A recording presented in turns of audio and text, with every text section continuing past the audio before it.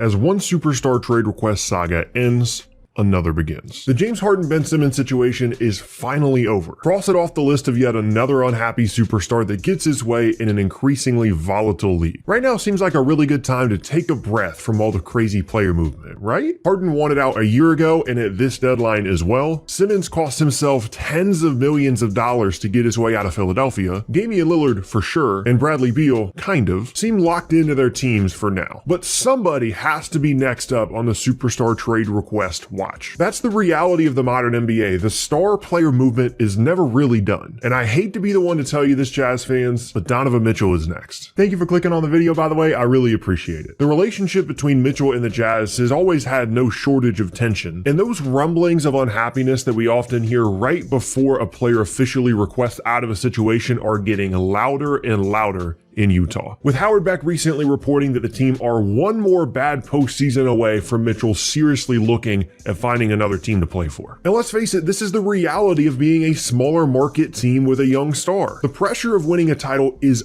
on from the moment that everyone else realizes what you have. They start to see what everyone else has, living in a bigger city, being around all these celebrities, unlimited financial resources to build a team, the possibility of teaming up with other great players, not to mention the increased personal marketability of being somewhere like LA or New York. And if you think Donovan Mitchell isn't thinking about all of that stuff this year, you're just lying to yourself. And you might think that all this is just dumb. I mean, the Jazz have been one of the best teams in the league since Mitchell's been there. But there's a real shift that's occurred in star movement over the last couple of years. Team success no longer prevents guys from wanting to leave and being unhappy. Simmons quit on a contender. Harden quit on a team that was incredibly successful the prior few years in Houston. KD left the best basketball situation of all time to go have his own team and hang out with his buddy Kyrie. What really matters from a roster perspective is upside. As soon as a star sees that a team isn't where they need to be and there aren't really any real options to get there, they want out. At some point, LeBron is no longer going to be a Laker,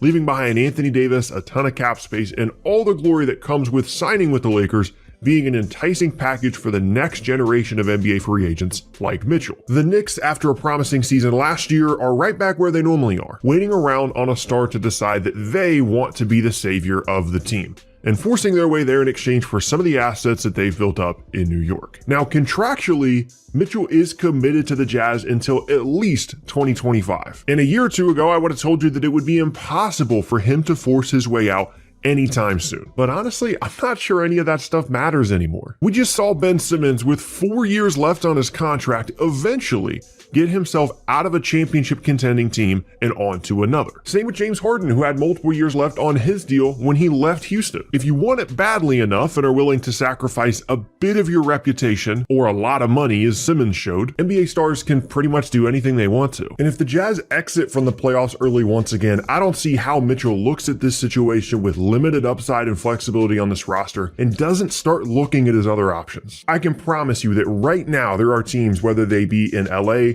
New York, or elsewhere, that are targeting Donovan Mitchell as part of their 1 to 2 year team building plan and are keeping an eye on his situation while putting together the assets and potentially cap space needed to build a really good team around him. This might seem a bit extreme, but you have to move mountains to keep these guys around. They're so supremely talented that if you can't put a championship team around them, they're going to find someone that can. If the Suns never traded for Chris Paul and became one of the best teams in the league, I doubt Devin Booker would still be in Phoenix. If Minnesota never traded for D'Angelo Russell and put themselves in playoff contention this season, Karl Anthony Towns would have surely requested a trade by now as well. The same goes for Zach LaVine's impending free agency in Chicago prior to them bringing in DeMar DeRozan and becoming one of the best teams in the East this season. Unless your superstar is a rare breed of loyal guy like Dame or Giannis, the clock is always ticking. And the best way you can slow that clock down is by winning in the playoffs, and the Jazz just haven't done a good enough job of that to keep Mitchell happy. And it's not that they haven't tried to build a team around him. They've mostly done a really good job of building this group, making something out of Joe Ingles, developing Gobert into what he has become, bringing in Bogdanovich, Conley, and Clarkson to ease the creation burden on Mitchell,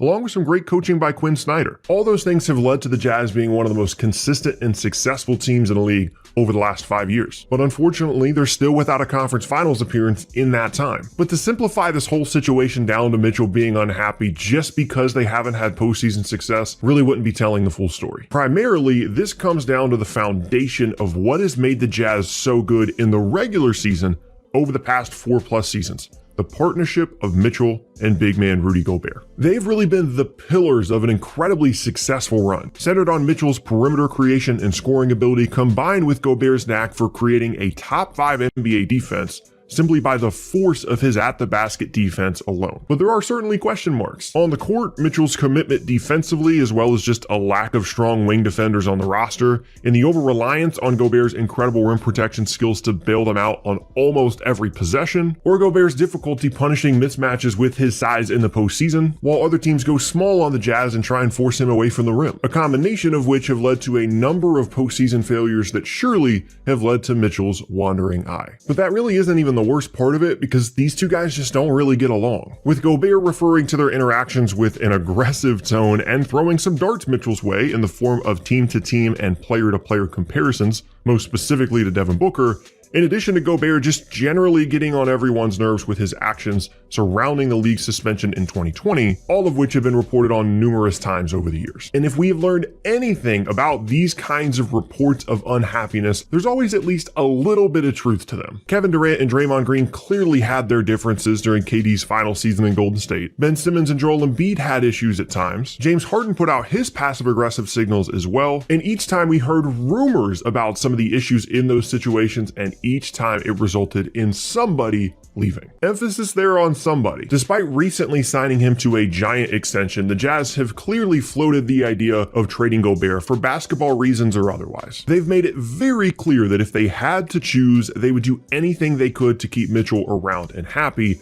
even if it meant moving on from the Defensive Player of the Year big man. And choosing Mitchell over Gobert would clearly be the correct choice. Gobert is incredibly valuable to the point that some members of the media have, incorrectly in my opinion, touted him as the MVP of the league in recent years. But at this point, it's easy to argue that any kind of roster shakeup, including moving Gobert, would be better than losing their star guard. He has had an incredibly successful partnership with the Jazz in his first 4+ years in the league. He went from being a defense-first combo guard prospect in the 2017 draft, selected 13th behind guys like Josh Jackson, Frank Ntilikina, Dennis Smith, Zach Collins, and Malik Monk, to the savior of a franchise pretty much immediately. When they drafted Mitchell, they were a franchise in transition. They had just won 50 games in their first playoff series in 6 years, but they'd also just lost their best player, Gordon Hayward, to free agency. Without much roster flexibility or top-tier young talent and a little indication that Mitchell was going to be the all-star guard that they needed, they were pretty much going nowhere. But incredibly, Mitchell became everything they needed and more. He has led the team in scoring in every season of his career so far, skipping the rebuild portion of the team the Jazz were attempting to put together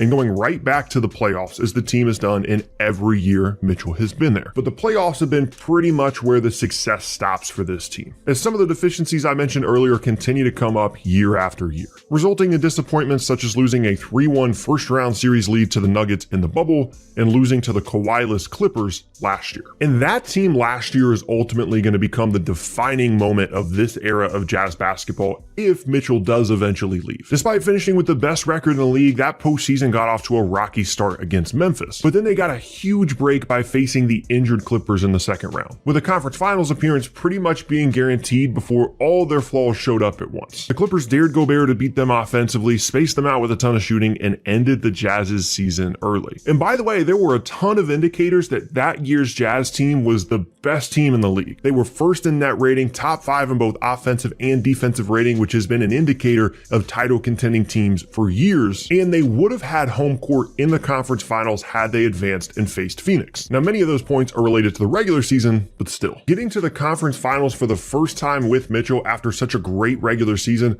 would have put these kinds of rumors to rest for at least a year or two. Who knows, maybe they would have even made the finals given how they matched up with that Suns team. And if Mitchell does end up leaving, that series is going to be the tipping point of the entire situation. And to make matters even worse, that was unquestionably their best chance to compete for a title for the next couple of years. The league was pretty wide open. The Jazz were mostly healthy and the best team in the league for most of the season. Teams like the Clippers and Nuggets were dealing with major injuries, and that really was their chance. And now this team is mostly just going to get worse for the next couple of seasons. Mike Conley is still really good. but he's old. Same with Bogdanovic. Joe Ingles is out for the year and has now been traded. Clarkson and Gobert are still there, and they brought in some perimeter help, but their issues remain. Gobert's fit in the postseason, a lack of defensive wings, and a clearly strained relationship between Mitchell and Gobert, all of which are a recipe for disaster for a team trying to convince their young star to stay. But who knows, maybe this will all work out and they'll have a great run in the playoffs and none of this will matter 6 months from now. There was a time when Milwaukee was struggling in the playoffs and we all wondered if that would ultimately lead to Giannis leaving, which seems like such a strange and faraway concept now. And maybe Mitchell will take a similar path. But when you combine the rumors, the on-court struggles, and the lack of upside of this roster moving forward,